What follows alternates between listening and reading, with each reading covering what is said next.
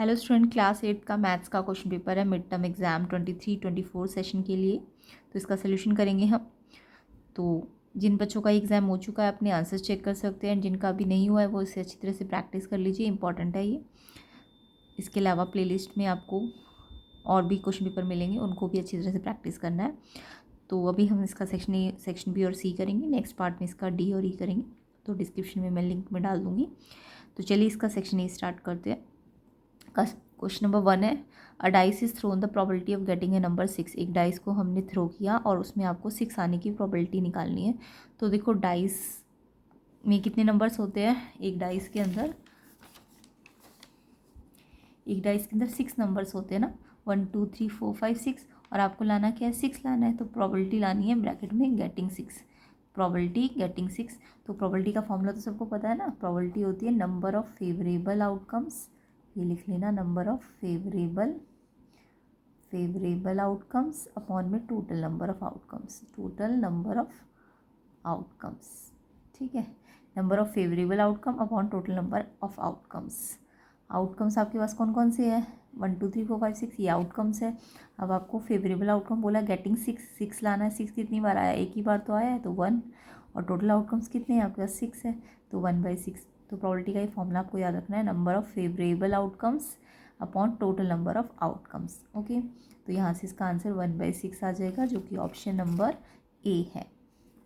Next question करते हैं, what is the minimum interior angle possible for a regular polygon. एक regular polygon के लिए मिनिमम इंटीरियर एंगल कितना होना चाहिए। तो देखो रेगुलर पॉलीगन मतलब जो क्लोज फिगर लाइन सेगमेंट से बनती है उसी को पॉलीगन कहते हैं ना।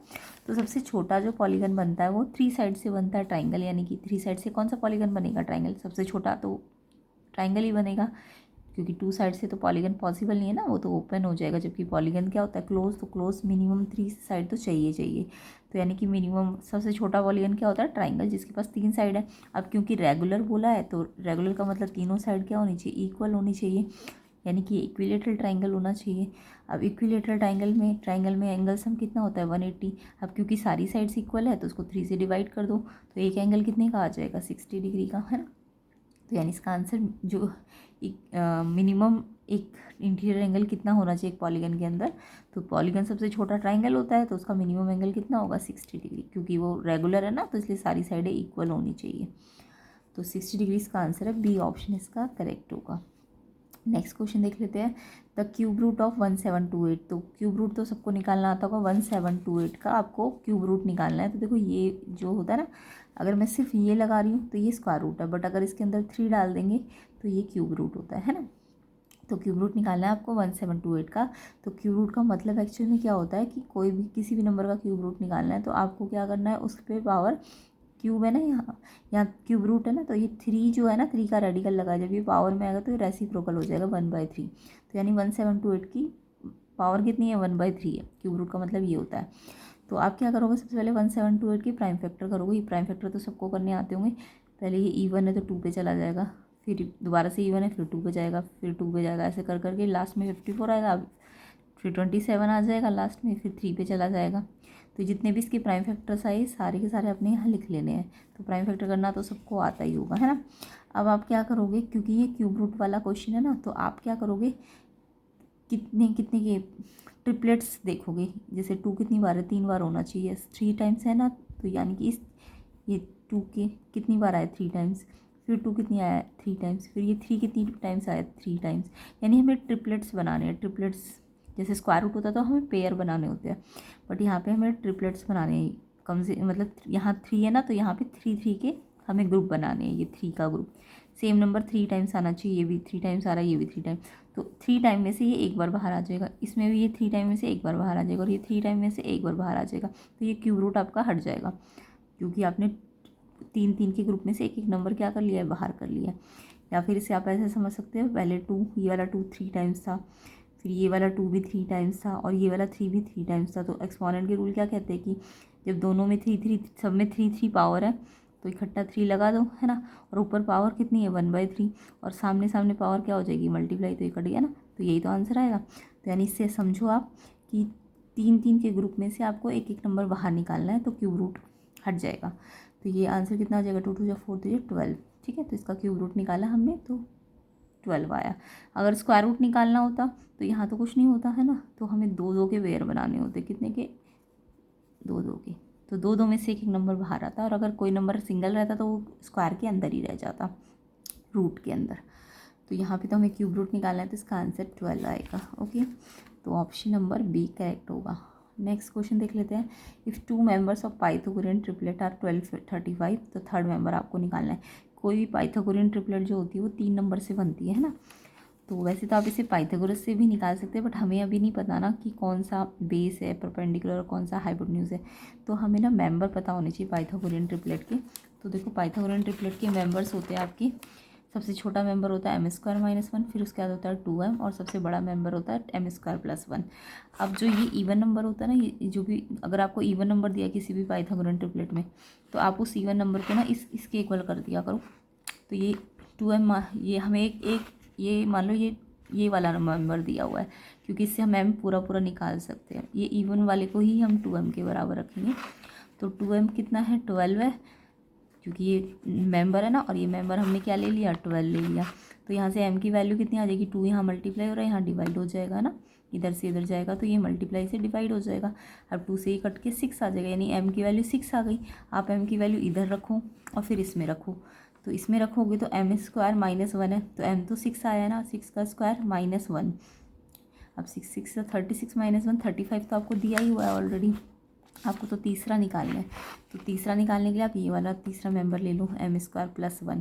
तो m² + 1 में m की जगह कितना रख दोगे, 6 का स्क्वायर + 1, 36 + 1 37। 6 का स्क्वायर 36 होता है ना, 6 6 जा 36, 6 2 जा मत करना, 6 का स्क्वायर का मतलब 6 × 6 होता है।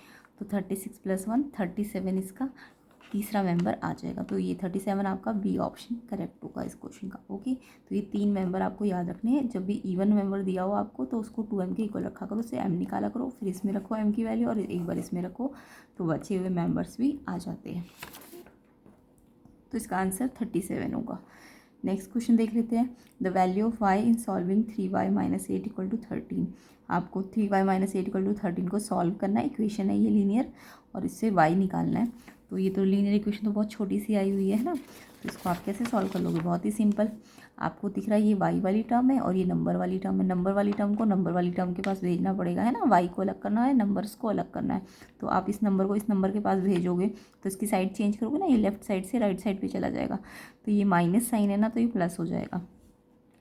जब भी लेफ्ट से राइट जाता है नंबर तो ये साइन चेंज हो जाता है, माइनस है तो प्लस हो जाएगा। अब दोनों को प्लस कर लो, प्लस प्लस प्लस ही तो होता है, तो 13 और 8 21 आ गया।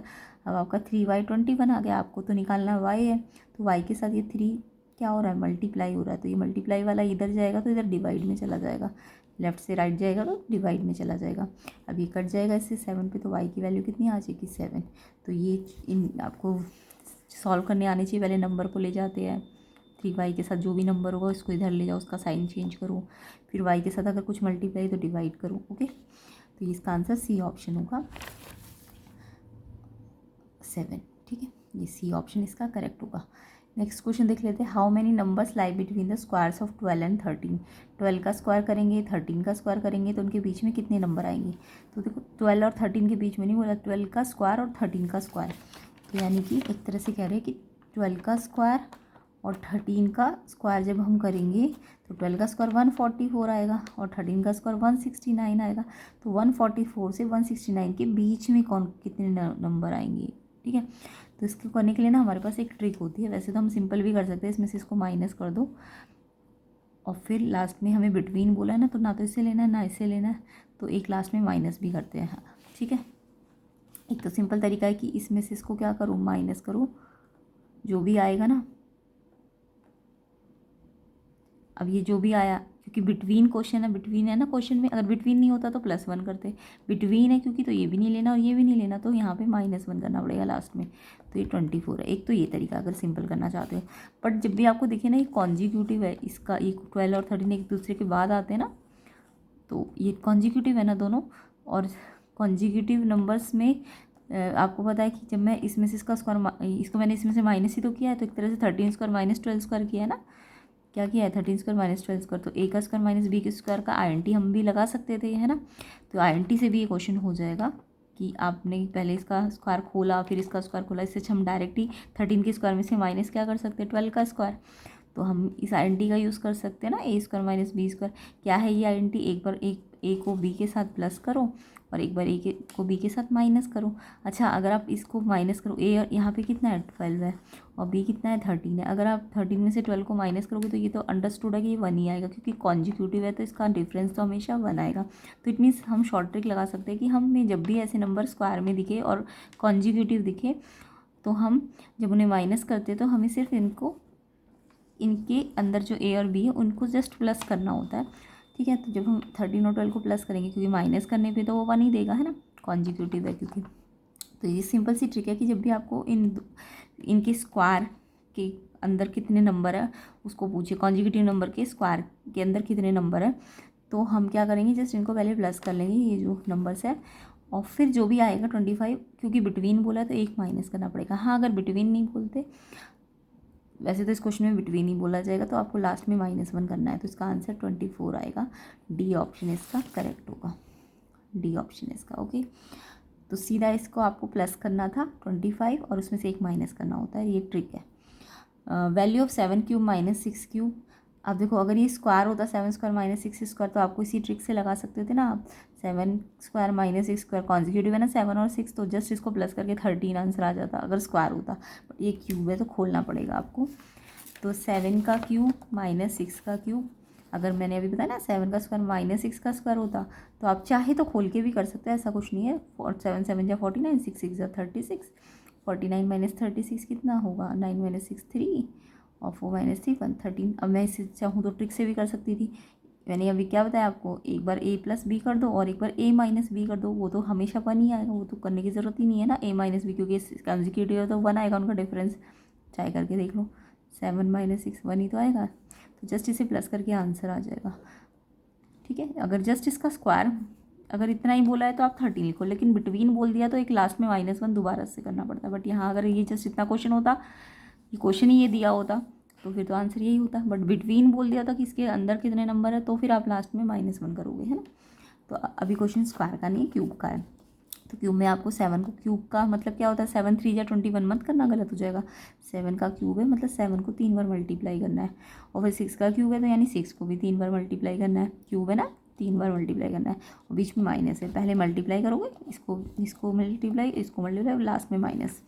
तो 7 7 जब 49, 49 को 7 से मल्टीप्लाई करके देखो तो 343 आ जाएगा। ऐसे 6 6 जा 36 होता है, उसको 6 से मल्टीप्लाई करो तो ये आ जाएगा।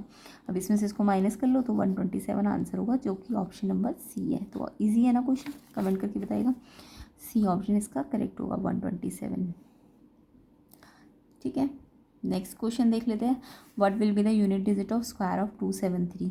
यूनिट डिजिट पूछा है 273 के स्क्वायर का। तो देखो यहाँ पे आपको स्क्वायर नहीं निकालना है इसका, जस्ट इसके स्क्वायर का, जब हम इसका स्क्वायर करेंगे ना तो उसकी यूनिट डिजिट में क्या आएगा, तो इसका स्क्वायर करने मत लग जाना। इसके स्क्वायर का यूनिट डिजिट पूछा है तो आप क्या करोगे, पूरे का स्क्वायर करने की बजाय जस्ट इसका जो यूनिट डिजिट है ना उसका स्क्वायर करके देख लो। तो 3 का स्क्वायर करोगे 9, यानी कि जो भी इसका स्क्वायर करने पे यूनिट डिजिट आएगा वो कितना आ जाएगा, 9 आ जाएगा। तो इसका आंसर सी ऑप्शन है, सी ऑप्शन 9 ये वाला आंसर है इसका। ठीक है, नेक्स्ट क्वेश्चन देख लेते हैं। The product of 3/4 with its multiplicative inverse. 3/4 को प्रोडक्ट करना है, मतलब मल्टीप्लाई, प्रोडक्ट का मतलब मल्टीप्लाई होता है। 3/4 को मल्टीप्लाई करना है किससे, उसी के मल्टीप्लिकेटिव इनवर्स से। अच्छा, ये मल्टीप्लिकेटिव इनवर्स होता क्या है, रेसिप्रोकल। मल्टीप्लिकेटिव इनवर्स को और क्या कह सकते हैं हम, रेसिप्रोकल। तो जब भी एक नंबर को 3/4 को उसके रेसिप्रोकल मतलब इसका उल्टा कर दो। इसका क्या करना है हमें, ये 4/3 क्या है, मल्टीप्लिकेटिव इनवर्स है किसका, 3/4 का। ये मल्टीप्लिकेटिव इनवर्स है 3/4 का, बताओ क्या आएगा, 4/3। मल्टीप्लिकेटिव इनवर्स को और क्या कह सकते हो, रेसिप्रोकल भी कह सकते हो। तो 3/4 का रेसिप्रोकल कैसे निकालोगे आप, 3/4 का रेसिप्रोकल में 4 ऊपर आ जाएगा 3 नीचे आ जाएगा। अगर ये मल्टीप्लिकेटिव इनवर्स की जगह एडिटिव इनवर्स कहेंगे तो साइन बदल देना, 3/4 को उल्टा नहीं करना, फिर से जस्ट साइन बदलना, ये प्लस है तो ये माइनस कर देना। तो ये ध्यान रखना, एडिटिव इनवर्स है तो साइन बदलते हैं, और अगर मल्टीप्लिकेटिव इनवर्स है तो उल्टा करते हैं, रेसिप्रोकल करते हैं। तो आपको 3/4 को प्रोडक्ट करना है, प्रोडक्ट का मतलब मल्टीप्लाई, इसी के मल्टीप्लिकेटिव इनवर्स से। तो इसका मल्टीप्लिकेटिव इनवर्स क्या है, 4/3। तो जब किसी नंबर को उसके मल्टीप्लिकेटिव इनवर्स से मल्टीप्लाई करते हैं ना तो आंसर हमेशा 1 ही आता है, वो देख ही लो आप। मल्टीप्लाई के रूल में ये ऊपर नीचे कटता है ना, ये 4 से 4 कट गया, 3 से 3 कट गया, तो आंसर कितना आ जाएगा 1। तो ए ऑप्शन इसका करेक्ट होगा। बाकी आपको मल्टीप्लिकेटिव इन्वर्स का मतलब समझ आ गया होगा और एडिटिव इन्वर्स का भी समझ आ गया होगा। नेक्स्ट क्वेश्चन देख लेते हैं, question number 10। The unit digit of the cube of 53। अब की बात देखो, अभी तो यूनिट डिजिट स्क्वायर का पूछा था, इसका स्क्वायर करेंगे तो इसका यूनिट डिजिट क्या होगा।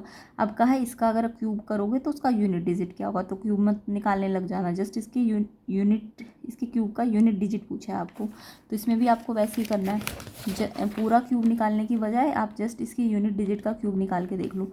3 का क्यूब, 3 है ना लास्ट में, 3 का क्यूब, 3 का क्यूब मतलब 3 इंटू 3 इंटू 3, 3 बार 3 पावर है तो जितनी पावर होती है उतनी बार मल्टीप्लाई करते हैं। तो 3 3 9 3 27। अब पूरा 27 थोड़ा ना आता है यूनिट डिजिट में, तो सिर्फ ये लास्ट वाला नंबर आता है ना, तो यूनिट डिजिट कितना होगा इसका 7 होगा। तो सी ऑप्शन। तो जब भी यूनिट डिजिट बोले आपको तो सिर्फ यूनिट डिजिट का या तो स्क्वायर करा करो या उसका क्यूब, जो भी बोला आपको कंडीशन के अकॉर्डिंग। अब ये क्योंकि 2 डिजिट आ गया तो आपको तो यूनिट डिजिट चाहिए था जस्ट, तो ये सी ऑप्शन इसका भी क्या होगा, सी ऑप्शन 7 आंसर होगा। नेक्स्ट क्वेश्चन एजर्शन रीजन्स है। तो एजर्शन रीजन तो सबको ही पता होंगे, 4 स्टेटमेंट्स होती है, या तो एजर्शन रीजन दोनों ट्रू होते हैं, रीज़न करेक्ट एक्सप्लेन करे, या फिर एजर्शन रीजन ट्रू है बट रीज़न एक्सप्लेनेशन ना दे, या एजर्शन ट्रू है रीज़न फॉल्स है, या एजर्शन फॉल्स है रीज़न ट्रू है। तो आपको चारों ऑप्शन में से टिक करना होता है कौन सा ऑप्शन ठीक है। तो यानी कि आपका जो 11 और 12 क्वेश्चन है वो एजर्शन रीजन है, तो पहले आपको एजर्शन रीजन को पढ़ के ट्रू फॉल्स चेक करना है कि एजर्शन ठीक है, रीज़न ठीक है कि नहीं है। तो एजर्शन है आपका 11th क्वेश्चन में, -12 of 2 is a rational number. अगर मैं -12 करूँ ऑफ 2, ऑफ का मल्टीप्लाई होता है, तो -12 ऑफ 2 जो आएगा वो रेशनल नंबर आएगा। तो यहाँ पे आप करके देख लो, -12 ऑफ का मतलब क्या होता है, मल्टीप्लाई और 2 है ना। तो यहाँ पे मल्टीप्लाई का रूल क्या है, ऊपर नीचे कट जाएगा, 2 1 जा 2, 2 1 जा 2, तो -1 को 1 से करोगे तो -1 ही आएगा ना मल्टीप्लाई में, एक माइनस होता लगेगा, तो -1। अब देखो ये रेशनल नंबर है कि नहीं, रेशनल नंबर कोई भी ऐसे नंबर होते हैं जो आप ऐसे p/q फॉर्म में लिखो, बट q की वैल्यू जो होगी ना नीचे डिनोमिनेटर की वैल्यू वो 0 नहीं होनी चाहिए। तो आपका देखो ये नंबर p/q लिखा जा सकता है, लिखा जा सकता है, क्योंकि इसके नीचे हम ना 1 लगा सकते हैं। कोई भी नंबर अगर 2 भी है ना तो वो p/q फॉर्म में लिखा जा सकता है, क्योंकि उसके नीचे हम क्या लगा सकते हैं, 1। तो जितने भी इंटीजर्स होते हैं ना जो आपको नंबर लाइन में शो होते हैं, 1 2 3, -1 2, -3, -4 है ना, तो वो सब क्या होते हैं आपके रेशनल नंबर होते हैं, क्योंकि आप उनके नीचे क्या लगा सकते हो, 1 लगा सकते हो और उन्हें p/q फॉर्म दे सकते हो। बस नीचे वाला डिनोमिनेटर 0 नहीं होना चाहिए। हाँ ऊपर 0 है तो चल जाएगा, ये भी आपका रेशनल नंबर है, ये भी आपका रेशनल नंबर है, ये भी रेशनल नंबर है, बट कभी भी नीचे अगर 0 होगा ना, जैसे डिनोमिनेटर में 0 मान लो 1/0 है, तो वो रेशनल नंबर नहीं होता। तो रेशनल नंबर p/q होता है जिसमें नीचे वाला नंबर 0 नहीं होना चाहिए, ऊपर भले ही 0 हो जाए बट नीचे नहीं होना चाहिए, ये नहीं होगा, ये हो सकते हैं सारे इंटीजर्स आपके रेशनल नंबर हो सकते हैं, क्योंकि उसके नीचे आप 1 लगा सकते हो। तो यानी कि एजर्शन ठीक है कि ये जो इसका आंसर आ रहा है मेरा -1 आ रहा है और ये एक रेशनल नंबर बन रहा है, तो बिल्कुल ठीक है। और यहाँ पे देखो रीज़न कह रहा है कि रेशनल नंबर उस टाइप का रियल नंबर है जो किस फॉर्म में लिखा जा सकता है, which is in the form of p/q। अभी मैंने यही तो समझाया था आपको, रेशनल नंबर एक टाइप का रियल नंबर होता है। रियल नंबर में बहुत सारी कैटेगरी आ जाती है, रियल नंबर के अंदर आपके नेचुरल नंबर भी आ जाएंगे, इंटीजर्स भी आ जाएंगे, रेशनल भी आ जाएंगे, इरेशनल भी आ जाएंगे, है ना। तो रियल नंबर का एक टाइप है रेशनल नंबर जो p/q फॉर्म में लिखा जाएगा, जहाँ पे q 0 नहीं होना चाहिए। तो यही तो मैंने आपको बताया था कि रेशनल नंबर क्या होता है, जो p/q फॉर्म में हो और जिसके नीचे 0 ना हो। तो इसी चीज़ को तो ये एक्सप्लेन कर रहा है कि ये p/q फॉर्म में आ सकता है और इसके नीचे 0 भी नहीं है। तो यानी कि ये जो रीज़न है बिल्कुल ठीक भी, और रीज़न से ही तो ये असर्शन भी क्या हो रहा है, एक्सप्लेन हो रहा है कि ये क्यों है रेशनल नंबर, क्योंकि ये p/q फॉर्म में लिख रहे हैं, तो इसलिए ये रेशनल नंबर आ रहा है। तो यानी रीज़न बिल्कुल ठीक है और एक्सप्लेनेशन भी दे रहा है कि ये रेशनल नंबर क्यों है, तो इसलिए इसका आंसर ए ऑप्शन होगा। जब एजर्शन रीज़न दोनों ठीक हो और रीज़न एक्सप्लेन भी कर रहा हो तो आंसर कौन सा ऑप्शन होगा, ए ऑप्शन होगा। तो इसका आंसर ए ऑप्शन होगा 11th क्वेश्चन का। नेक्स्ट क्वेश्चन 12th भी आपका एजर्शन रीजन ही है, तो पहले एजर्शन रीजन को ट्रू फॉल्स चेक करेंगे। All the squares are rhombuses, सारे स्क्वायर को हम रोम्बस कह सकते हैं। देखो रोम्बस और स्क्वायर में हल्का सा डिफरेंस होता है जो आपको याद रखना है। रोम्बस क्या होता है, टाइप का पैरेललोग्राम तो है, बट वो पैरेललोग्राम नहीं कह सकते। वो उसमें क्या हो रहा है कि उसमें पैरेललोग्राम में तो जस्ट अपोजिट साइड इक्वल होती है, बट रोम्बस के अंदर ना चारों साइडें इक्वल होती है। ऐसे स्क्वायर जो होता है उसके अंदर भी क्या होता है, चारों साइड इक्वल होती है। बट स्क्वायर में एक स्पेशल प्रॉपर्टी भी होती है, उसके सारे एंगल भी तो 90 डिग्री होते हैं, जो कि यहाँ नहीं है, रोम्बस में थोड़ी ना पॉसिबल है। तो आप ये कह सकते हो कि सारे स्क्वायर रोम्बस तो हो सकते हैं बट सारे रोम्बस स्क्वायर नहीं हो सकते, रोम्बस स्क्वायर नहीं हो सकते, ये वाला गलत है। बट स्क्वायर क्या हो सकते हैं, रोम्बस हो सकते हैं। तो आपको ऐसे याद रखना है। तो इन्होंने उल्टा बोल दिया, इन्होंने बोला स्क्वायर रोम्बस, हाँ ठीक तो बोला, स्क्वायर रोम्बस हो सकते हैं, क्योंकि स्क्वायर रोम्बस हो सकते हैं ना, क्योंकि रोम्बस में तो सिर्फ इक्वल साइड होनी चाहिए, जो तो स्क्वायर के अंदर है ही। बट रोम्बस स्क्वायर क्यों नहीं हो सकता, क्योंकि स्क्वायर के अंदर तो 90 भी होता है, बट यहाँ नहीं है, तो रोम्बस स्क्वायर नहीं हो सकती। हाँ स्क्वायर रोम्बस हो सकता है, तो यही तो बोल रहा है स्क्वायर रोम्बस होते हैं, तो एजर्शन ठीक बोल रहा है आपका। ऐसी सेम पैरेललोग्राम क्या रोम्बस होंगे, देखो पैरेललोग्राम क्या होता है, पैरेललोग्राम में क्या होता है, सिर्फ अपोजिट साइड्स इक्वल होती है। तो आप ये बोल सकते हो कि सारे रोम्बस पैरेललोग्राम हो सकते हैं, बट पैरेललोग्राम रोम्बस नहीं हो सकते, क्योंकि पैरेललोग्राम में तो सिर्फ अपोजिट बराबर है, जबकि इसमें तो सारे बराबर है। तो इसको मैं सबसे ऊपर बना देती हूँ ताकि ऑर्डर बन जाए। तो ये पॉसिबिलिटी है, सॉरी ये वाली पॉसिबिलिटी है ऊपर वाली, कि मतलब रोम्बस तो पैरेललोग्राम हो जाएंगे, बट उल्टा करोगे आप इसको तो ये नहीं हो सकता। ठीक है, तो यहाँ उल्टा बोला हुआ है, पैरेललोग्राम और रोम्बसिस, तो पैरेललोग्राम रोम्बस नहीं हो सकते, रोम्बस पैरेललोग्राम हो सकते हैं, इसलिए रीज़न गलत है आपका। तो एजर्शन सही है, रीज़न गलत है, तो कौन सा ऑप्शन होना चाहिए, एजर्शन सही है, रीज़न गलत है, सी ऑप्शन आपका इसमें करेक्ट होगा, तो इसका आंसर सी ऑप्शन आ जाएगा। ठीक है, चलिए इसका सेक्शन 13 क्वेश्चन करते हैं। मल्टीप्लाई करना है 6/13 को रेसिप्रोकल ऑफ -7/16 से। सिंपल ही है, 6/13 को किससे मल्टीप्लाई करना है, 7/16 से नहीं, उसके रेसिप्रोकल से। अभी सिखाया ना मैंने रेसिप्रोकल का मतलब, 6/13 को मल्टीप्लाई करना है 7/16 के रेसिप्रोकल से, तो इसका उल्टा कर दो, 16/7 हो जाएगा, और माइनस भी साइन है, ध्यान से देखना, तो माइनस भी लगा देना। अब मल्टीप्लाई का रूल क्या कहता है, ऊपर नीचे कट सकते तो काटो, नहीं कट रहे ना ये, ना तो 13 16 आपस में कट रहे हैं, ना 6 13 6 7 भी नहीं, सामने सामने नहीं कैंसिल कर सकते, बट ऊपर नीचे आप कैंसिल कर सकते हो। तो ये सब जब नहीं हो रहे कैंसिल, तो इसको सामने सामने मल्टीप्लाई कर दो, 16 6 = 96, 13 7 = 91, और एक माइनस है ना मल्टीप्लाई में, तो माइनस लग जाएगा, तो ये आंसर आ जाएगा इसका। तो ध्यान रखना, इससे मल्टीप्लाई करने को नहीं बोला, इसके रेसिप्रोकल से, तो इसका उल्टा करना पड़ेगा आपको। नेक्स्ट क्वेश्चन है value of T in solving 5t + 3 = 3। तो ये अभी थोड़ी देर पहले मैंने आपको सिखाया, 5t में t को सॉल्व करना है, तो पहले तो नंबर को नंबर के पास भेजो, है ना, सिखाया था आपको। टी वाली टर्म, वेरिएबल वाली टर्म तो यहीं रहेगी, पहले ये नंबर वाली टर्म नंबर वाले के पास जाएगी, तो ये प्लस हो रही है तो उस साइड जाके माइनस हो जाएगी, माइनस कर दो, 3 - 3 0 होता है। अब टी के साथ जो भी 5 है मल्टीप्लाई में है, तो इधर जाके डिवाइड हो जाएगा, 0 को 5 से डिवाइड करोगे तो 0 ही आएगा, है ना, तो टी की वैल्यू 0 आ जाएगी। क्वेश्चन नंबर 15 देख लेते हैं। 49 को सम ऑफ ऑड नंबर में एक्सप्रेस करना है आपको। तो देखो 49 को अगर मेरे को पता है कोई भी स्क्वायर अगर है किसी नंबर का, तो वो हमेशा सम ऑफ ऑड नंबर्स में लिखा जा सकता है। तो आप सोचो 49 किसका स्क्वायर होता है, 49 आपका ना 7 का स्क्वायर होता है, 7 को 7 से मल्टीप्लाई करोगे ना तो 49 आ जाएगा, तो 49 7 का स्क्वायर है। तो यानी कि आपको कितने ऑड नंबर लेने पड़ेंगे, 7 ऑड नंबर लेने पड़ेंगे। कितने ऑड नंबर लेने पड़ेंगे, 7, फर्स्ट 7 ऑड नंबर, फर्स्ट मतलब स्टार्टिंग से शुरू होनी चाहिए। तो फर्स्ट 7 ऑड नंबर ले लो, 1 3 5 7 9 11 13, इन सब का सम करोगे ना जब आप, तो आप ये मिल जाएगा। तो जब भी आपको बोले ना कि किसी परफेक्ट स्क्वायर को ऑड नंबर्स के सम में लाओ, तो आपको पहले ये देख लेना है किसका स्क्वायर है। तो ये 7 का स्क्वायर है, तो आपको कितने ऑड नंबर लेने पड़ेंगे, 7 ऑड नंबर स्टार्टिंग से। तो उनका 1 2 3 4 5 6 7 हो गए ना ऑड नंबर्स, तो इसलिए ये इनका टोटल करके देखना तो यही आ जाएगा। ओके, तो अगर ये 36 होता तो 6 का स्क्वायर होता तो सिर्फ इतना आता है ना, तो ऐसे करना है। Next question number 16, what is the cube root of smallest 4 digit number. Smallest 4 digit number तो सबको पता है बच्चों को कि क्या होता है, 4 डिजिट का स्मॉलेस्ट अगर बनाना होता है तो पहले 1 लिखो और 3 0 लगा दो, तो 4 डिजिट बन गए ना। अब इसका क्यूब रूट बोला है आपको, तो क्यूब रूट में अभी मैंने थोड़ी देर पहले आपको बताया कि अंदर क्या आता है, 3 आता है। अब 1000 को आप कैसे लिख सकते हो, 10 × 10 × 10, और क्योंकि ये ट्रिपलेट है ना, पूरे 3 का ग्रुप है, तो 3 के ग्रुप में से क्यूब रूट जब भी होगा तो एक बाहर आ जाता है, 3 के ग्रुप में से एक नंबर बाहर आ जाएगा, तो क्यूब रूट हट जाएगा, तो यानी 10 का क्यूब रूट होता है। 1000 जो स्मॉलेस्ट 4 डिजिट नंबर है 1000, वो किसका क्यूब रूट है, 10 का, 10 इसका आंसर है। नेक्स्ट क्वेश्चन आपको बोला है 17, there are 72 number of student है हॉस्टल के अंदर, जिसमें से 40 को हिंदी लैंग्वेज आती है। तो हिंदी लैंग्वेज के लिए आपको सेंट्रल एंगल फाइंड करना है। तो सेंट्रल एंगल कैसे निकाला जाता है, तो देखो सेंट्रल एंगल निकालने के लिए जिस भी चीज़ का सेंट्रल एंगल निकालना है उसके नंबर कितने हैं और टोटल नंबर कितने हैं। तो हिंदी के नंबर कितने हैं, नंबर ऑफ स्टूडेंट 40 है, हिंदी के लिए निकालना ना सेंट्रल एंगल, तो हिंदी के नंबर कितने हैं 40 और टोटल कितने हैं 72। तो नंबर को टोटल नंबर से डिवाइड करना और एंगल निकालने के लिए ना है तो 360 से मल्टीप्लाई करना पड़ेगा। अब मल्टीप्लाई में आपको पड़ता है, कट सकता है 36 पे ये कटेगा ना, 36 और 72, 36 पे ये आएगा 10 पे, 36 बन जाए और 0, फिर ये 36 पे 2 पे आ जाएगा, फिर ये 10 और 2 किस पे कट जाएगा, 2 5 जा और 2 1 जा पे। तो पहले 36 से काटा है, फिर 2 से काटा है।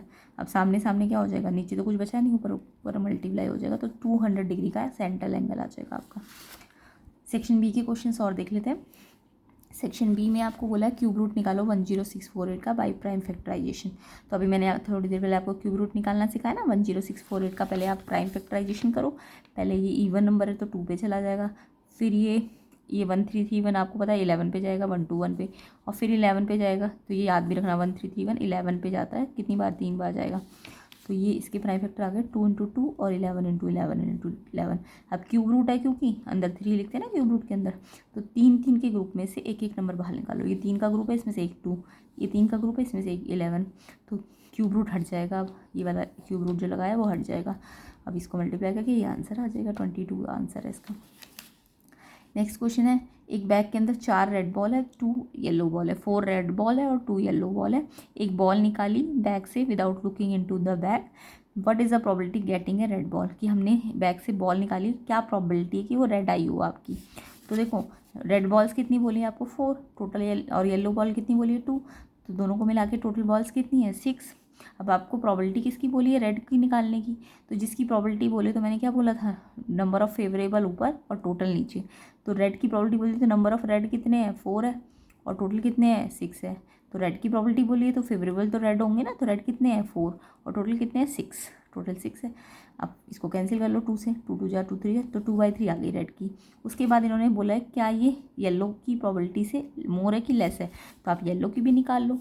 येलो के लिए फेवरेबल क्या हो जाएंगे, येलो बॉल्स कितनी है, 2, और टोटल कितनी है, 6, तो 1/3 आ जाएगी। तो 2/3 बड़ा होता है कि 1/3, तो 2/3 बड़ा होता है ना, क्योंकि नीचे डिनोमिनेटर सेम है तो ये वाला बड़ा होगा, 2/3 बड़ा होगा 1/3 से।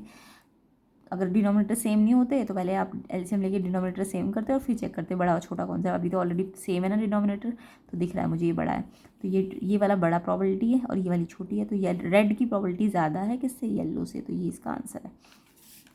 Next question number 20, find the length of side of square whose area is 5 to 9 metre square. आपको ना स्क्वायर का एरिया तो दे रखा है और उसकी साइड निकालने को बोल रही है। तो एरिया ऑफ स्क्वायर का फॉर्मूला लगा देंगे। एरिया ऑफ स्क्वायर क्या दिया हुआ है आपको, 5 to 9, और एरिया ऑफ स्क्वायर होता क्या है, कोई भी स्क्वायर का एरिया क्या होता है, साइड इंटू साइड, तो वो आपको गिवन है। साइड इंटू साइड को आप साइड का स्क्वायर लिख सकते हो ना, साइड 2 बार है तो साइड का स्क्वायर, और 5 to 9। अब ये जब भी स्क्वायर आपको तो साइड निकालनी है, स्क्वायर को हटाना पड़ेगा। स्क्वायर को यहाँ से यहाँ हटाओगे ना आप, तो यहाँ पे रूट लग जाएगा, क्योंकि ये 2 पावर है ना, यहाँ जाते ही ये रेसिप्रोकल हो जाएगी, हाफ पावर हो जाएगी। तो आप हाफ पावर का मतलब समझ गए ना, स्क्वायर रूट होता है जब भी 2 यहाँ जाएगा इधर, तो ये इधर से इधर पावर जाती है ना, तो उल्टी हो जाती है, रेसिप्रोकल हो जाती है। तो 2 यहाँ जाके हाफ बन रहा है, हाफ का मतलब रूट होता है ना। तो साइड निकालने के लिए आपको इसका स्क्वायर हटा के रूट लगाना पड़ेगा यहाँ पे। तो 5 to 9 किसका स्क्वायर रूट होता है, 5 to 9 किसको किससे मल्टीप्लाई करके आता है, तो 23 को 23 से मल्टीप्लाई करके 5 to 9 आता है। आपको ये याद रखना, 23 का स्क्वायर होता है 5 to 9, और ये आ जाएगा आपका 23 इंटू 23। और आपको पता है ये स्क्वायर रूट है, स्क्वायर रूट का मतलब 2 है ना अंदर, 2 लिखना नहीं होता, क्यूब रूट होता है तो 3 अंदर लिखना होता है, बट यहाँ पे 2 नहीं लिखना होता, समझ जाओ ये स्क्वायर रूट है। तो इसमें 2 का ग्रुप बनाया जाता है, ये 2 के ग्रुप में से एक 23 बाहर आ जाएगा, तो स्क्वायर रूट हट जाएगा, यानी साइड कितनी आ जाएगी आपकी, 23 मीटर। अब चाहो तो आपको ये पता नहीं है कि 23 इंटू 23 से आता है, तो आप ना इसका लॉन्ग डिवीज़न से भी स्क्वायर रूट निकाल सकते हो। कैसे करते हैं, पेयर बनाते हैं। पेयर कभी भी आगे से नहीं बनते, लास्ट से बनते हैं। लास्ट के ये पेयर बन गया, ये वाला सिंगल बच जाएगा। अब यहाँ पे जो लिखते हैं वही यहाँ लिखते हैं। तो 5, अगर मैं यहाँ 1 लिखती हूँ तो यहाँ भी 1 लिखना पड़ेगा, 1 1 जा 1, छोटा है, 2 2 जा 4, 3 3 जा 9 9 तो बड़ा आ गया, तो आपको 2 2 जा 4, जो यहाँ लिखना है वो यहाँ लिखना है। 5 - 4 1, अब जो भी माइनस करके आया। अब एक नंबर नहीं निकालना, दोनों एक साथ निकालना, पूरा पेयर निकालना है नीचे। अब इसका जो भी यहाँ आता है ना उसका डबल यहाँ ले लो, 2 का डबल 4, डबल मल्टीप्लाइड बाय 2 करना है। अब मैंने क्या कहा है आपको, 4 जो भी यहाँ आ गया उसको यहाँ उसके साथ यहाँ पे या यहाँ पे सेम चीज़ रखो, ताकि मल्टीप्लाई करके ये आ जाए ये पूरा। तो सोचो अगर मेरे पास यहाँ 4 आया है तो यहाँ पे मैं क्या रखूँ, और जो यहाँ रखोगे वो यहाँ रखना है। ताकि 129 आ जाए। देखो लास्ट में 9 है ना, या तो 3 3 जा 9 आएगा, या 7 7 जा 49, यानी कि किसके स्क्वायर के लास्ट में 9 आता है, या तो 3 का स्क्वायर 9 होता है या 7 का। तो आप 3 लेके चल लो पहले तो। 3 अगर 3 यहाँ लिखा तो यहाँ भी लिखना पड़ेगा। 3 3 जा 9, 3 4 जा 12 आ गया ना 129। अगर 3 पे नहीं आ रहा होता तो फिर 7 पे आता। तो अभी तो ये 3 पे ही आ गया। 3 3 जा 9, तो यहाँ भी लिख दिया, यहाँ भी, तो ये आ गया। अब ख़त्म हो गया ना, तो यानी किसका आ गया ये 23 का। तो या तो डायरेक्ट याद रखो 20/9 23 × 23 होता है, तो इसलिए साइड 23 आ जाएगी। अदरवाइज़ आपको ये लॉन्ग डिवीज़न आना चाहिए। इसमें पेयर बनाने हैं लास्ट से, पहले स्टार्टिंग से नहीं बनाने, लास्ट से एक पेयर ये बन गया, ये सिंगल बच जाएगा। जो यहाँ लिखोगे वो यहाँ लिखना पड़ेगा। तो लिखा 3 3 जा करते तो 9 ज़्यादा आ जाता ना, तो 2 2 जा 4। फिर इस जो भी यहाँ बच आ जाता है इसका डबल लिख दिया करो यहाँ पे। फिर उसके साथ जो यहाँ वो यहाँ मल्टीप्लाई करो कि ये चीज़ आ जाए या इससे छोटा कुछ आ जाए, तो ये आंसर आ जाएगा। ठीक है, तो इसकी साइड कितनी आ जाएगी 23 मीटर। चलिए नेक्स्ट क्वेश्चन देख लेते हैं। सॉल्व फॉर एक्स, एक्स के लिए सॉल्व करना है। यहाँ से क्वेश्चन एक्स बराबर है 4/5 ब्रैकेट एक्स प्लस 10। एक्स के लिए सॉल्व करना है, ये था यहाँ तक तो क्वेश्चन है, यहाँ से शुरू है। X equal to 4/5 x plus 10। तो देखो यहाँ पे आपको दिख रहा है x equal to 4/5 x plus 10 में ये 4/5 जो है ना, ये इससे भी मल्टीप्लाई हो रहा है और इससे भी मल्टीप्लाई हो रहा है। या फिर आप इसे ऐसे भी तो लिख सकते हो 4x प्लस 10, ये जो अपॉन में 5 है ना, ये दोनों पूरे के नीचे है ना, यानी ये पूरा एक फ्रैक्शन बन रखा है ना। यही तो मतलब है इसका। ये अपॉन 5 पूरे में ही लगा हुआ है ना, क्योंकि इस पूरी ब्रैकेट के बाहर है, तो ये पूरे पे लगा हुआ है। तो ये जब फ्रैक्शन ऑलरेडी बना हुआ है तो इसको भी फ्रैक्शन बना लो 1। इसके नीचे 1 लगा दो, जब फ्रैक्शन ना दिख रहा हो तो ये 1। अब ये भी फ्रैक्शन है पूरा का पूरा, और ये भी फ्रैक्शन है, तो क्रॉस मल्टीप्लाई कर दो। तो ये 5 तो यहाँ आ जाएगा मल्टीप्लाई में 5x, और 1 जब इससे मल्टीप्लाई होगा तो ये तो एज इट इज़ रहेगा, क्योंकि 1 तो कुछ 1 4 जा 4 ही होगा, तो ये एज इट इज़ आ जाएगा। अब ये एज इट इज़ आएगा तो आपको दिख रहा है ये ब्रैकेट के बाहर है, तो पहले ये इससे मल्टीप्लाई होगा और फिर इससे होगा। तो 4x और 4 10 जा 40। अब x वाले सेपरेट कर लो, नंबर वाले अलग। यहाँ पे x वाले 2 है बट नंबर 1 ही है, तो ये x को यहाँ भेज दो। तो 5x तो ये अपनी जगह पे, 4x यहाँ प्लस हो रहा है ना, तो इधर जाएगा तो माइनस हो जाएगा। इसकी साइड चेंज हो रही है तो ये माइनस हो जाएगा।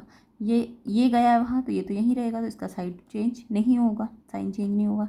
अब 5x में से 4x, लाइक में से लाइक ही तो माइनस कर सकते हो, ये थोड़ी ना माइनस कर सकते हो। क्या इसमें से इसको प्लस कर सकते हो? नहीं, ये x वाली टर्म है और ये 40, तो इसलिए x को अलग करना पड़ेगा, नंबर को अलग करना पड़ेगा। तो ये यहाँ गया, तो इसलिए इसका साइन चेंज करो। इसको कहीं नहीं लेके गई, ये अपनी जगह पे, क्योंकि ये जा चुका है तो ये अपनी जगह पे है, तो इसलिए ये ऐसे ही रहेगा। 5x minus 4x 1x, 5 minus 4 1 होता है ना।